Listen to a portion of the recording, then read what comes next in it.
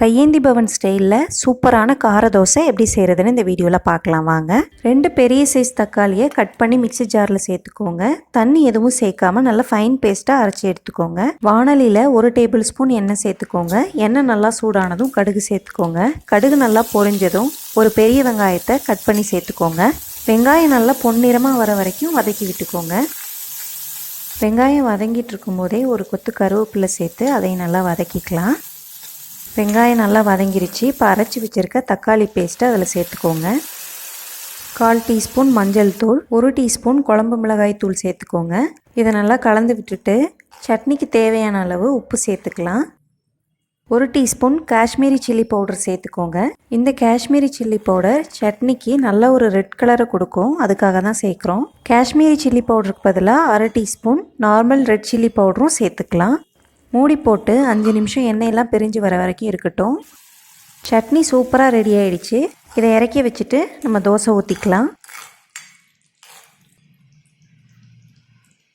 தோசைக்கல் வச்சு நல்லா சூடானதுக்கப்புறம் 2 கரண்டி மாவு ஊற்றிக்கோங்க.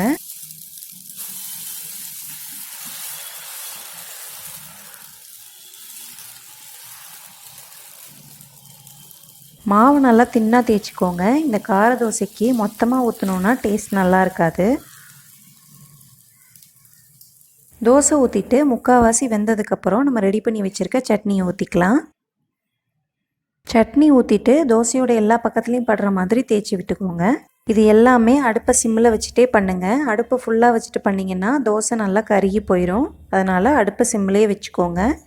எல்லா பக்கமும் நல்லா தேய்ச்சாச்சு. இப்போவே நல்லா வாசனையாக இருக்குது. சுற்றிலும் நல்லா 1 டீஸ்பூன் ஃபுல்லாக எண்ணெய் ஊற்றிக்கோங்க. அப்போ தான் டேஸ்ட் நல்லாயிருக்கும். தோசை நல்லா செவந்து சூப்பராக ரெடி ஆகிடுச்சு. இதை இப்போ வெளியில் எடுத்துக்கலாம். ரேஷன் அரிசியை வச்சு இந்த மாதிரி கிறிஸ்பியான தோசை மாவை எப்படி ரெடி பண்ணுறதுன்னு நம்ம சேனலில் ஒரு வீடியோ போட்டிருக்கேன். அந்த வீடியோவை பார்க்குறதுக்கு டிஸ்கிரிப்ஷன் பாக்ஸில் லிங்க் கொடுக்குறேன், செக் பண்ணி பாருங்கள்.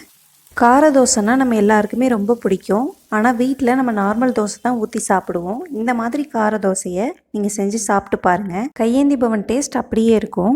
இந்த கார தோசை கூட கெட்டியான தேங்காய் சட்னியும் சாம்பாரும் வச்சு சாப்பிட்டு பாருங்கள். டேஸ்ட்டு சூப்பராக இருக்கும். நான் சொன்ன இந்த அளவுகளில் நீங்கள் சட்னி செய்யும்போது 5 கார தோசை செய்யலாம். நீங்கள் அதிகமாக செய்யணும்னு விருப்பப்பட்டால் தக்காளியும் வெங்காயத்தையும் அதிகப்படுத்திக்கோங்க. சுவையான கார தோசை ரெடி ஆயிடுச்சு. இந்த வீடியோ உங்களுக்கு பிடிச்சிருந்தா லைக் பண்ணி ஷேர் பண்ணுங்கள். தொடர்ந்து நம்ம சேனலில் வர வீடியோஸை பார்க்கறதுக்கு சப்ஸ்கிரைப் பண்ணிக்கோங்க.